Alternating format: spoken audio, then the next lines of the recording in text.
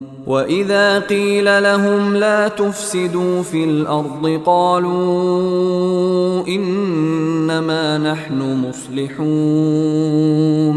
أَلَا إِنَّهُمْ هُمُ الْمُفْسِدُونَ وَلَكِنْ لَا يَشْعُرُونَ وَإِذَا قِيلَ لَهُمْ آمِنُوا كَمَا آمَنَ النَّاسُ قَالُوا أَنُؤْمِنُ كَمَا آمَنَ السُّفَهَاءُ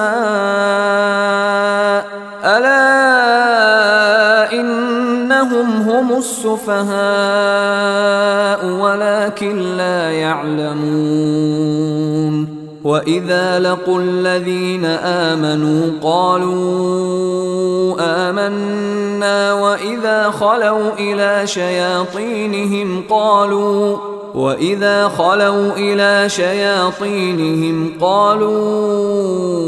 إِنَّا مَعَكُمْ إِنَّمَا نَحْنُ مُسْتَهْزِئُونَ اللَّهُ يَسْتَهْزِئُ بِهِمْ وَيَمُدُّهُمْ فِي طُغْيَانِهِمْ يَعْمَهُونَ. பூமியில் குழப்பம் விளைவிக்காதீர்கள் என்று அவர்களிடம் கூறப்பட்டால், நாங்கள் சீர்திருத்தவாதிகளே என அவர்கள் கூறுகின்றனர். அறிந்து கொள்க, அவர்களே குழப்பவாதிகள், எனினும் அவர்கள் உணர்வதில்லை. மக்கள் இறை நம்பிக்கை கொண்டது போல் நீங்களும் இறை நம்பிக்கை கொள்ளுங்கள் என்று அவர்களிடம் கூறப்பட்டால், மூடர்கள் இறை நம்பிக்கை கொண்டது போல் நாங்களும் இறை நம்பிக்கை கொள்வோமா என்று கேட்கின்றார்கள். அறிந்து கொள்க, அவர்கள்தான் மூடர்கள், எனினும் அவர்கள் அறிவதில்லை. அவர்கள் இறை நம்பிக்கை கொண்டோரை சந்தித்தால், நாங்களும் இறை நம்பிக்கை கொண்டிருக்கிறோம் என்று கூறுகிறார்கள். தமது ஷைத்தான்களான தீயவர்களுடன் அவர்கள் தனித்திருக்கும்போது, நாங்கள் உங்களுடன் தான் இருக்கின்றோம், நாங்கள் இறை நம்பிக்கையாளர்களை கேலி செய்பவர்களே என்று கூறுகின்றனர். அவர்களை அல்லாஹ் கேலி செய்கிறான். தமது வரம்பு மீறலில் தடுமாறுவோராக அவர்களை விட்டுவிடுகிறான். أُولَئِكَ الَّذِينَ اشْتَرَوُا الضَّلَالَةَ بِالْهُدَى فَمَا رَبِحَتْ تِجَارَتُهُمْ وَمَا كَانُوا مُهْتَدِينَ مَثَلُهُمْ كَمَثَلِ الَّذِي اسْتَوْقَدَ نَارًا فَلَمَّا أَضَاءَتْ مَا حَوْلَهُ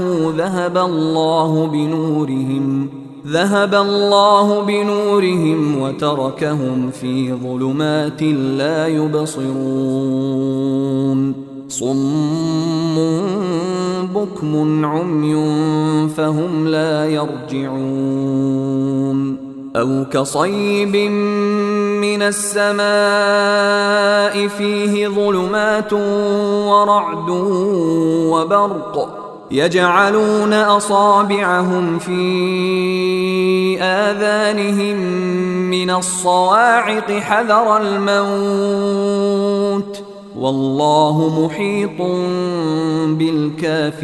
بالكافرين يكاد البرق يخطف أبصارهم كلما أضاء لهم مشوا فيه وإذا أظلم عليهم قاموا ولو شاء الله لذهب بسمعهم وأبصارهم إن الله على كل شيء قدير.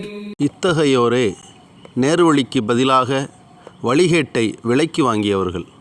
அவர்களின் வியாபாரம் லாபமளிக்கவில்லை. அவர்கள் நேர்வழி பெற்றவர்களாகவும் இருக்கவில்லை. அவர்களுக்கு எடுத்துக்காட்டு நெருப்பு மூட்டிய ஒருவனை போன்றதாகும். அவனை சுற்றிலும் அது ஒளி வீசிய போது அவர்களுடைய ஒளியை அல்லாஹ் போக்கிவிட்டான். அவர்கள் பார்க்க முடியாதவாறு அவர்களை இருள்களில் விட்டுவிட்டான். அவர்கள் செவிடர்கள், ஊமைகள், குருடர்கள். எனவே அவர்கள் நேர்வழியின் பக்கம் மீளமா. அல்லது இவர்களுக்கு எடுத்துக்காட்டு வான்மலை போன்றதாகும். அதில் இருள்களும் இடியும் மின்னலும் உள்ளன. இடிகளால் மரணத்திற்கு பயந்து தமது விரல்களை தமது காதுகளில் வைக்கின்றனர். இறை மறுப்பாளர்களை அல்லாஹ் சூழ்ந்தறிபவன்.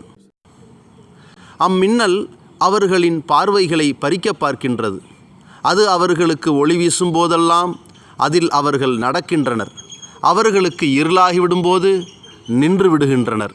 அல்லாஹ் நாடியிருந்தால் அவர்களின் செவிகளையும் பார்வைகளையும் பறித்திருப்பான். ஒவ்வொரு பொருளின் மீதும் அல்லாஹ் ஆற்றலுடையவன்.